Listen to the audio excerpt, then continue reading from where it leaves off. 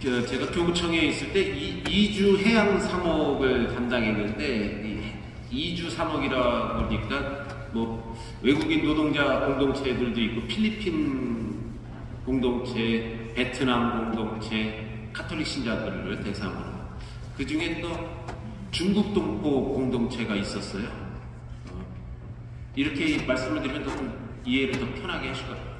조선족, 연변에서, 네. 하루는 어떤 자매님이, 아이고, 그거 신부인 거죠? 신부질하기 힘들지 않습니까? 이렇게 말씀을 하시는 거예요.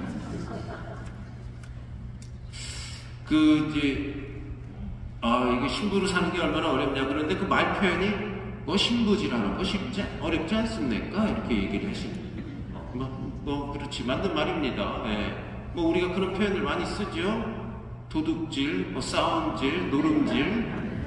근데 좀 약간 안 좋은 쪽으로 많이 쓰다 보니까, 예, 신부질이나 선생질이나 다 같은 그렇게 표현이 되는 건데, 쉽지는 않죠.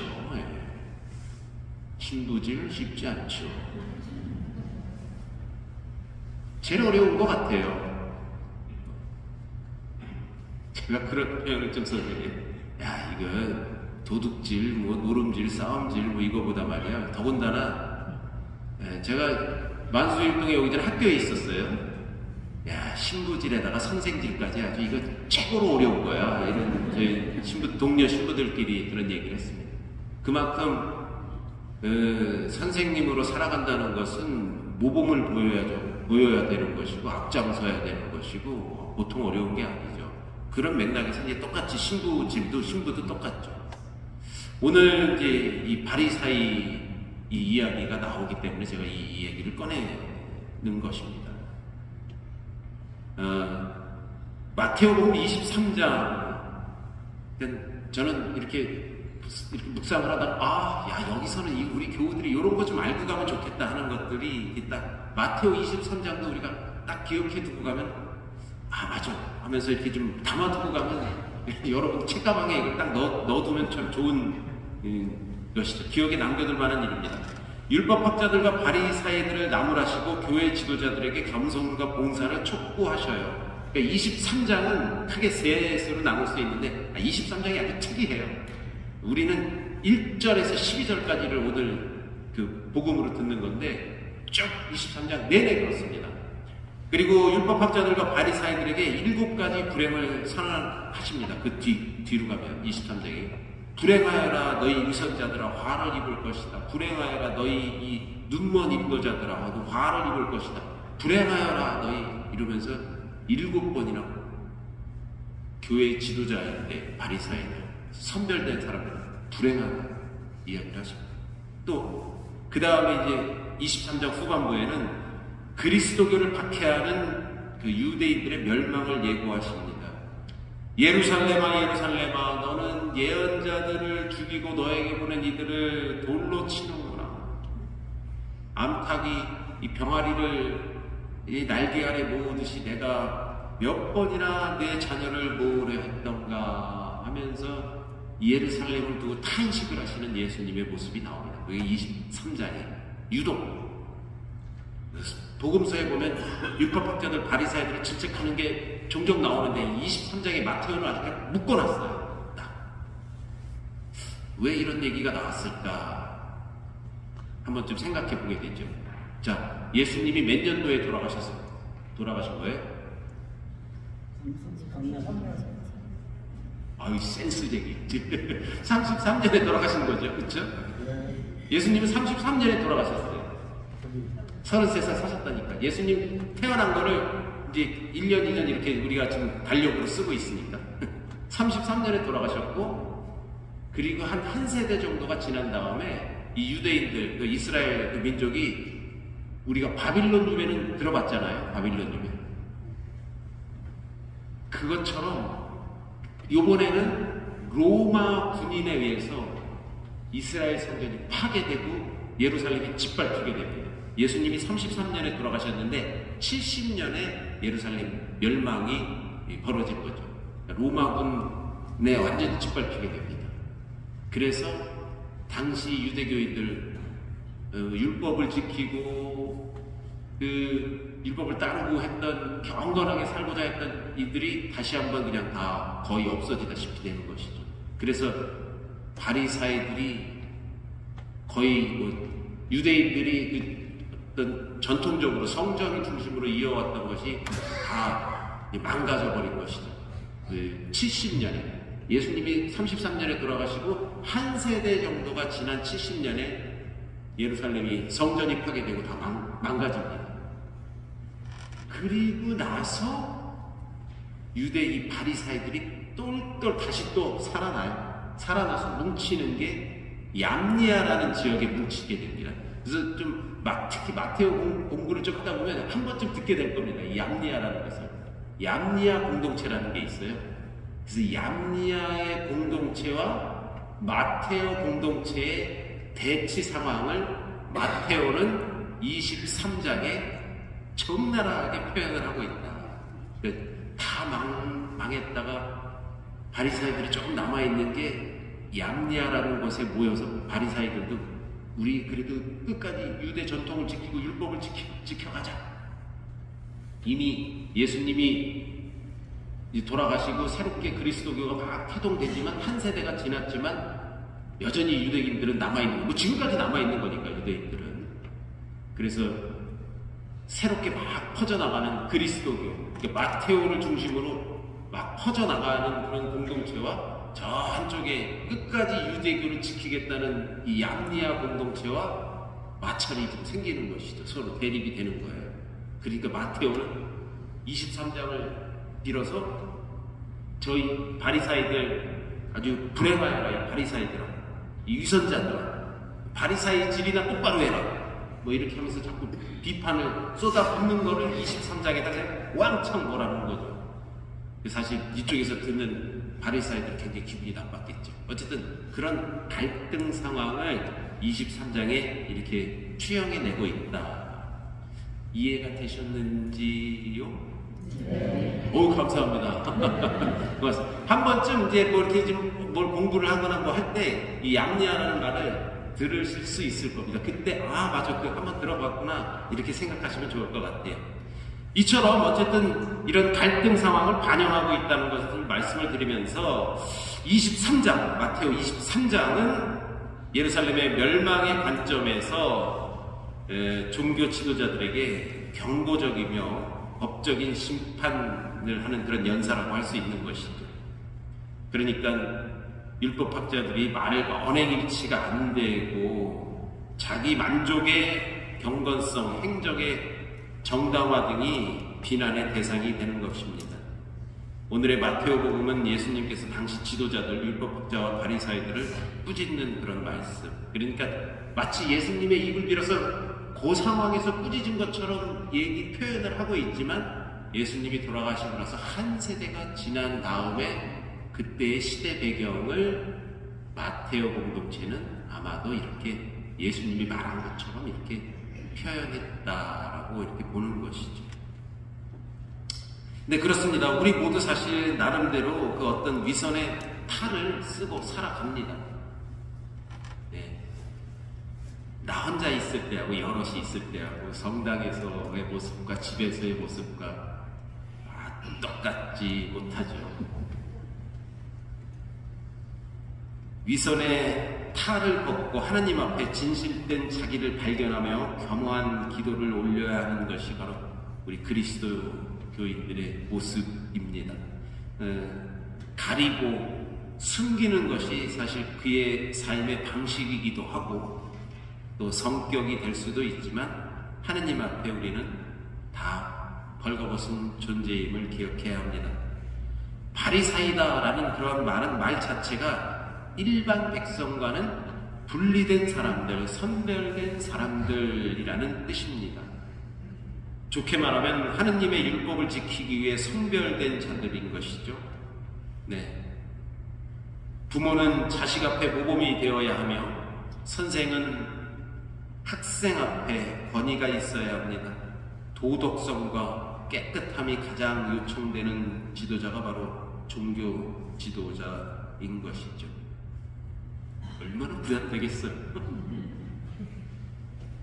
네. 우리 한번 같이 스스로를 좀 이제 하나의, 나도 부모로서 또 좀 신앙인으로서 스스로를 좀 반성해보고 결심을 해봅니다. 나도 하느님 말씀을 전파하기 위해 성별된 자들이니 더 모범적인 그런 모습을 갖도록 하자. 말만 하고 실행하지 않는 자, 손가락 하나 까딱하지 않는 자, 남들에게 보이기 위해 일하고 높은 자리, 인사받기 좋아하는 사람이지 않기 위해 늘 정신을 차리고 깨어있도록 하자. 우리가 오늘 이 미사를 드리면서 스스로 결심해야 될 그러한 내용들인 것 같습니다.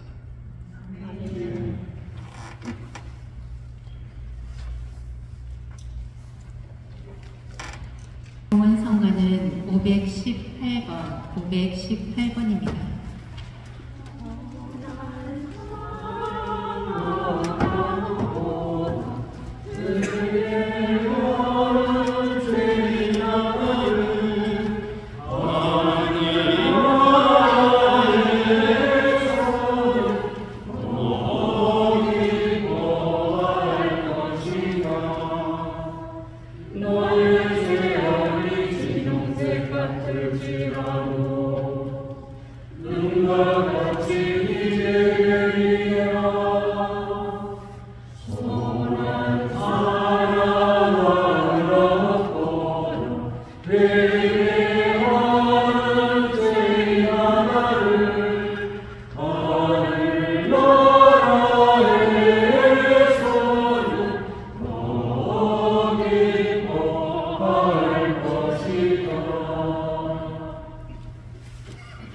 형제 여러분, 우리가 바치는 이 제사를 전능하신 하느님 아버지께서 기꺼이 받아주시도록 기도합시다. 사제의 손으로 바치는 이 제사가 주님의 이름에는 찬미와 영광이 되고 저희와 온 교회에는 도움이 되게 하소서. 마음을 드높이 주님께 올립니다. 우리 주 하나님께 감사합시다. 마땅하고 일입니다. 거룩하신 아버지, 전능하시고 영원하신 주 하느님, 언제나 어디서나 아버지께 감사함이 참으로 마땅하고 옳은 일이며 저희 도리어 구원의 길이옵니다. 주님께서는 저희가 이기심을 버리고 가난한 형제들과 양식을 나누는 절제의 생활로 자비하신 주님을 본받고 감사하게 하셨나이다. 그러므로 저희도 수많은 천사들과 함께 찬미 노래를 부르며 주님을 찬양하나이다. 거룩하시도다, 거룩하시도다, 거룩하시도다. 온누리의 주 하느님, 하늘과 땅에 가득한 배영과 높은 데서 사나 주님의 이름으로 오시는 분 자비에 받으소서. 높은 데서 사나. 거룩하신 아버지께서는 모든 거룩함의 셈이시옵니다. 간구하오니 성령의 힘으로 이 예물을 거룩하게 하시어 우리 주 예수 그리스도의 몸과 피가 되게 하소서.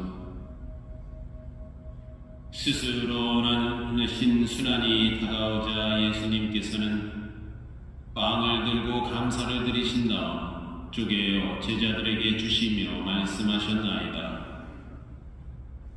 너희는 모두 이것을 받아 먹어라. 이는 너희를 위하여 내어줄 내 몸이다.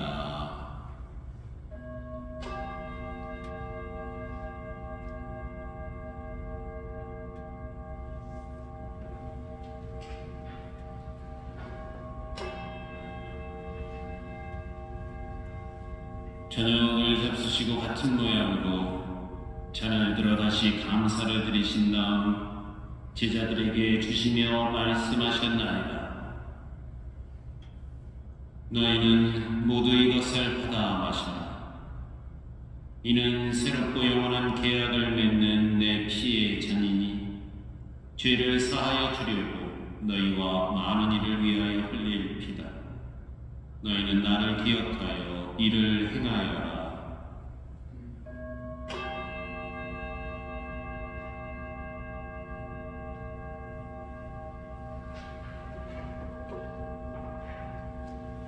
신앙의 신비여, 주님께서 오실 때까지 이 떡을 먹고 이 잔을 마실 적마다 주님의 죽음을 전하나이다. 아버지, 저희는 그리스도의 죽음과 부활을 기념하며 생명의 빵과 구원의 잔을 봉헌하나이다. 또한 저희가 아버지 앞에 나와 봉사하게 하시니 감사하나이다. 간절히 청하오니 저희가 그리스도의 몸과 피를 받아 모시어 성령으로 모두 한 몸을 이루게 하소서. 주님, 온 세상에 널리 퍼져 있는 교회를 생각하시어 교황 프란치스코와 저희 주교 요한 세례자와 모든 성직자와 더불어 사랑의 교회를 이루게 하소서. 이 세상에서 물러가신 주님의 종들을 생각하소서. 그들은 세례를 통하여 성자의 죽음에 동참하였으니 그 부활도 함께 누리게 하소서. 부활의 희망 속에 고이 잡는 교우들과 세상을 떠난 다른 이들도 모두 생각하시어 그들이 주님의 빛나는 얼굴을 배우게 하소서. 저희에게도 자비를 베푸시어 영원으로부터 주님의 사랑을 받는 하느님의 어머니 복되신 동정 마리아와 그 배필이신 성 요셉과 복된 사도들과 모든 성인과 함께 영원한 삶을 누리며 성자 예수 그리스도를 통하여 아버지를 찬양하게 하소서. 그리스도를 통하여 그리스도와 함께 그리스도 안에서 성령으로 하나 되어 전능하신 천주 성부 모든 영예와 영광을 영원히 받으소서. 아멘. 하느님의 자녀되어 구세주의 분모대로 성가하려니 하늘에 계신 우리 아버지, 아버지의 이름이 높이 빛나시며 아버지의 나라가 오시며 아버지의 뜻이 하늘에서와 같이 땅에서도 이루어지소서. 오늘 저희에게 일용할 말씀을 주시고 저희에게 잘못한 일을 저희가 용서하오니 저희 죄를 용서하시고 저희를 유혹에 빠지지 않게 하시고 악에서 구하소서. 주님, 저희를 모든 악에서 구하시고 한평생 평화롭게 하소서. 주님의 자비로 저희를 언제나 죄에서 구원하시고 모든 시련에서 보호하시어 복된 희망을 품고 구세주 예수 그리스도의 재림을 기다리게 하소서. 주님께 나라와 권능과 영광이 영원히 있나이다. 주 예수 그리스도님, 일찍이 사도들에게 말씀하시길 너희에게 평화를 두고 가며 내 평화를 주노라 하셨으니 저희 죄를 헤아리지 마시고 교회의 믿음을 보시어 주님의 뜻대로 교회를 평화롭게 하시고 하나 되게 하소서. 주님께서는 영원히 살아계시며 다스리시나이다. 아멘. 주님의 평화가 항상 여러분